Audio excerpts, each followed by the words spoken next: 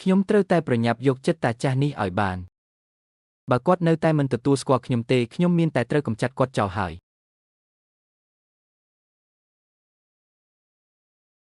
លោកតាសុខភាពលោកតារយៈនេះយ៉ាងម៉េចដែរខ្ញុំមានទិញថ្នាំបើខ្លះយកមកជូនលោកតាមិនបាច់ទេនរណានៅនឹង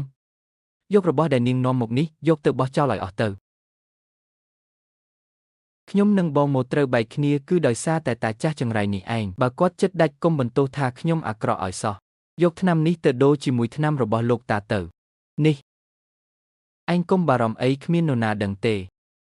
បើរឿងនេះបានសម្រេចខ្ញុំនឹងឲ្យបងមកដំឡើងឋានៈប្អូនប្រុសឯងជាអ្នកចាត់ការទូទៅហ្មងចាស់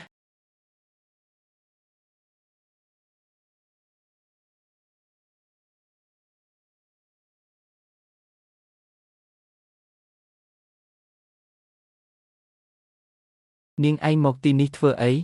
ខ្ញុំមកជួយសង្គ្រោះម៉ាក់នាងតើលីងជីង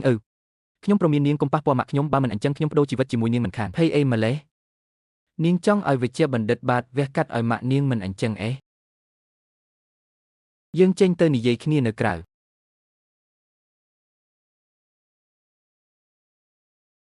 ខ្ញុំអាចហៅវិជ្ជាបណ្ឌិតបាទមកស្រុកវិញដើម្បីវះកាត់ឲ្យម៉ាក់នាងបានប៉ុន្តែក្នុងលក្ខខណ្ឌមួយនាងត្រូវតែទៅប្រាប់ហ្វូធានឡុងថានាងចង់លេងលេះជាមួយបងមកបានអីឲ្យខ្ញុំជឿនាង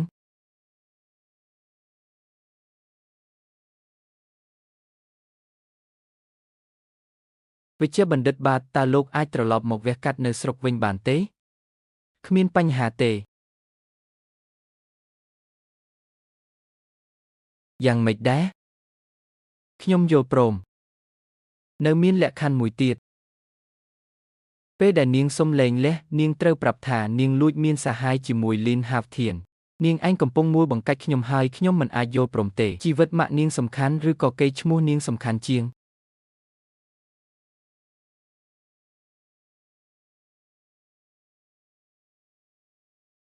ម៉ាក់ដឹងខ្លួនហើយហេចាំកូនចាក់ទឹកជូនម៉ាក់ណាជេនស៊ីស្រីម្នាក់អំបញ្ញមិញនឹងជានរណាគឺមនុស្សដែលមិនពាក់ព័ន្ធនោះទេម៉ាក់ជេនស៊ីកូនឯងកុហកម៉ាក់ទៀតហើយអំបញ្ញមិញម៉ាក់ឪនាងប្រាប់ឲ្យកូនលេងលេះតើកូនប្រុសតកូលហ្វូមានស្រីនៅក្រៅមែនទេម៉ាក់មិនមែនទេម៉ាក់ប្រញាប់សម្រាកទៅរឿងនេះម៉ាក់មិនបាច់ខ្វល់ទេ